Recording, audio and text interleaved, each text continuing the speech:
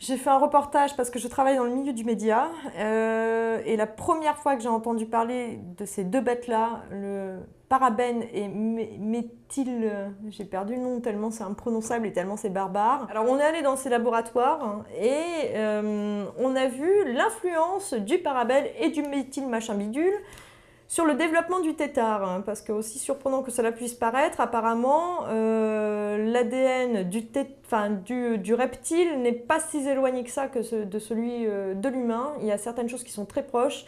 Et quand je vous assure qu'on vous montre un tétard énormissime et que vous dites mais ce tétard il ne devrait pas être au stade de crapaud ou de grenouille, et qu'on vous répond mais il ne le sera jamais à cause du parabène, à cause de toutes ces cochonneries qui sont balancées dans la flotte, à cause des mercures, à cause de toutes ces... Enfin là, comme on parle de l'esthétique en l'occurrence, tous les produits qui rentrent dans la composition d'un produit esthétique, et que vous dites mais quel âge il a? Ce tétard, à l'âge, normalement à cet âge-là,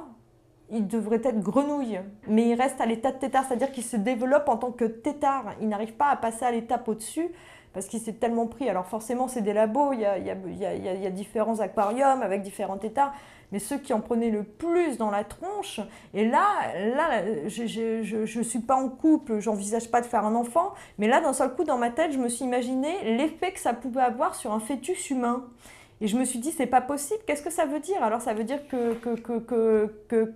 l'enfant, à sa naissance, il risquerait d'avoir des problèmes, tout ça parce qu'il a été exposé à ce type de produit-là, des problèmes de croissance, des problèmes pulmonaires, des problèmes génétiques, des problèmes pas forcément parce qu'il y a une modification génétique humaine, mais extérieure par la pollution qui fait qu'il y a un retard sur le développement et c'est assez hallucinant.